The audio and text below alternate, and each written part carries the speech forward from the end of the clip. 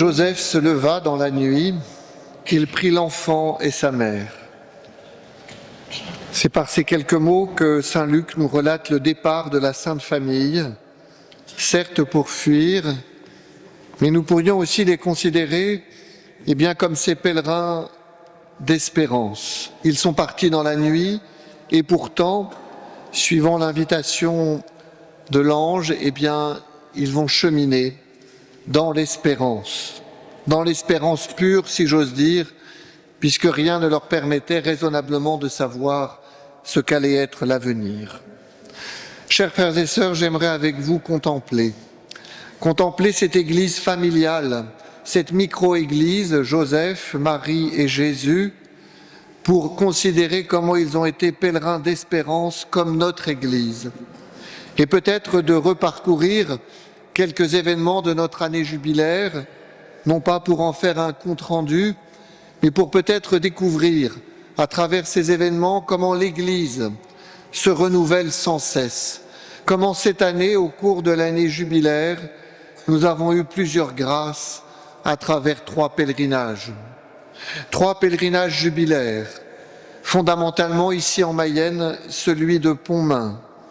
En diocèse, nous sommes allés à Rome et enfin, personnellement, j'en suis sûr, nous avons pu pèleriner auprès de nos clochers.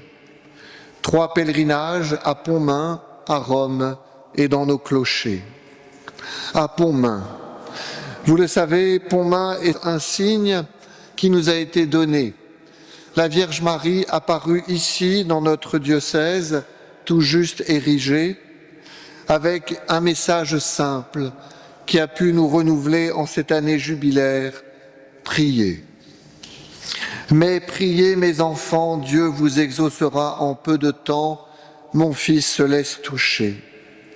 C'est un appel pour nous, Église de Laval, en Mayenne, à être une Église toujours plus mariale, une Église de l'intériorité, une Église enracinée dans la relation avec Dieu. En cette année jubilaire, nous avons comme jeté notre ancre au ciel pour vivre cette relation avec lui, afin de goûter l'espérance. C'est la grâce de Pontmain. Pontmain, la grâce de la prière qui ouvre à l'espérance.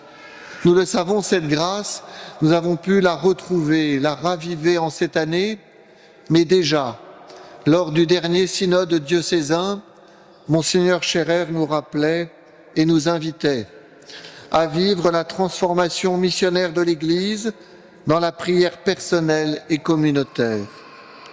Un cœur marial que nous avons sans cesse à renouveler, certainement une des grâces jubilaires pour notre diocèse que vous avez pu vivre les uns les autres en allant en paroisse à Pontmain. Ce renouvellement intérieur, je nous invite à le vivre désormais chaque année, de pouvoir puiser à cette source que le jubilé nous a peut-être fait redécouvrir, cette source de conversion, cette source à laquelle nous avons puisé dans le cœur de Dieu l'indulgence que nous avons pu recevoir en cette année. Premier pèlerinage jubilaire à Pontmain pour être renouvelé dans la prière, pèlerinage désormais qui pourra se réaliser annuellement. Deuxième pèlerinage, peut-être le sommet de notre année pour notre diocèse, le pèlerinage à Rome. Nous avons entendu dans la première lecture comment le Siracide nous dit « Celui qui glorifie sa mère est comme celui qui amasse un trésor ». Rome, l'Église mère, l'Église source, l'Église de laquelle nous puisons la foi qui nous est confirmée par le Saint-Père, aujourd'hui le pape Léon. Mais aussi l'Église que nous avons pu découvrir ensemble, diocèse de Laval, rassemblés des 4 coins de la Mayenne, nous étions près de 80, à pouvoir goûter, de puiser à la source de ces premières communautés chrétiennes fondées à Rome. Et ainsi nous rappelant ce que saint Luc nous dit dans les Actes. Ils étaient assidus à l'enseignement des apôtres et à la communion fraternelle, à la fraction du pain et aux prières. Revenir à la source, c'est la grâce de tout pèlerinage à Rome. C'est certainement la grâce que nous avons nous-mêmes à raviver. Notre nouveau logo diocésain nous le manifeste avec ce poisson qui nous redit la foi des premiers chrétiens. Mais c'est aussi un appel à toujours plus vivre en communion. Communion bien sûr avec le pape, mais communion avec tous les évêques du monde entier et communion de notre diocèse. La grâce du pèlerinage diocésain à Rome, telle que je l'ai vécue, c'est la grâce de la communion diocésaine. Nous sommes différents, très chers frères et sœurs, et c'est heureux, mais nous sommes appelés à vivre de cette communion qui est un don de Dieu et que je reconnais en Mayenne. Cette communion, nous avons voulu la vivre cette année particulièrement le matin de Pâques. Ce matin de Pâques, nous avons fêté la résurrection du Seigneur avec nos frères orthodoxes, protestants, évangéliques, et ainsi manifesté, modestement mais sûrement, la communion de l'Église du Christ. Cette année, nous sommes aussi souvenus que c'était le 1700e anniversaire du Concile de Nicée qui a défini pour la première fois la foi de l'Église. Ce concile qui a permis la communion de toute l'Église. Alors aller à la source à Rome, ce n'était pas uniquement pour faire corps. Aller à la source à Rome, c'est entendre une nouvelle fois un appel à refaire l'humus ecclésial en Mayenne. Au jour de mon ordination épiscopale, dans la basilique à Pontmain, je nous disais, en cette basilique de Pontmain, où notre Église a célébré son dernier synode diocésain, ravivant alors sa fraîcheur évangélique, je souhaite nous projeter résolument dans la réévangélisation de nos villes et villages, en nous appuyant sur nos territoires labourés par notre histoire sainte. Reconduits au début de l'Église, nous reconnaîtrons ensemble les braises que l'Esprit Saint a attisées en Mayenne, afin que le feu soit ravivé et qu'il embrase notre Église diocésaine. Ces mots prononcés le 9 mars 2024 ont trouvé comme un écho dans cette année. Je le crois, les grâces de communion, les grâces de ferveur sont des grâces missionnaires qui porteront des fruits dans les années qui viennent. Pèlerinage à Pontmain, pèlerinage de l'intériorité mariale, pèlerinage à Rome, pèlerinage de la communion à la source de l'Église et fondamentalement pèlerinage dans nos églises, nos clochers. Nous avons entendu dans l'Évangile comment la Sainte Famille est finalement venue habiter dans une ville appelée Nazareth, une petite ville, celle de Nazareth. Nos paroisses, nos clochers sont ces petites villes de Nazareth du quotidien. Ces villes dans lesquelles les catéchumènes viennent frapper pour savoir ce que nous vivons. Ces villes et villages où nous pouvons nous réconcilier à travers le ministère des prêtres, comme nous l'avons fait en cette année, en recevant l'indulgence plénière. Ces villes et villages sont à l'image de toutes nos familles, ces lieux où nous pouvons vivre de la grâce de Dieu.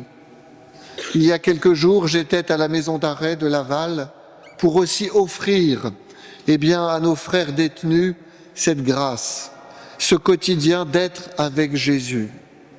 Alors, très chers frères et sœurs, il nous faut rayonner dans notre quotidien, rayonner là où nous vivons, dans nos villages ou près de nos clochers. Notre synode diocésain nous invitait en ces termes. Pour accompagner ces changements, passer d'un modèle de couverture d'un territoire à l'émergence de sources de rayonnement missionnaire, fraternité de proximité, pôle missionnaire, sanctuaire monastère. La vie du quotidien, peut se manifester à travers nos fraternités au pied des clochers. C'est ce que nous sommes certainement appelés à vivre dans la poursuite de cette année jubilaire. Que nous puissions, comme la vie cachée de Nazareth, mais aussi tout simplement comme le hameau de Pontmain, à l'arrivée de l'abbé Michel Guérin, son futur curé, ravivez en nous tous les dons reçus.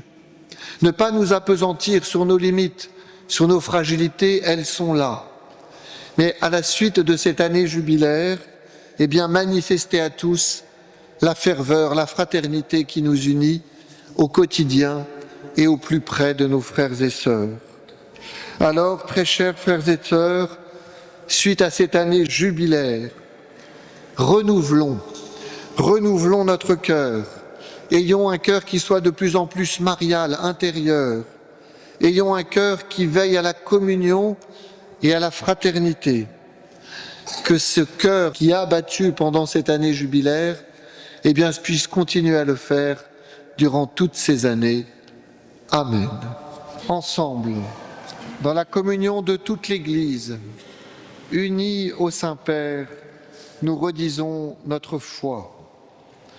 Je crois en un seul Dieu, le Père Tout-Puissant, Créateur du ciel et de la terre, de l'univers visible et invisible.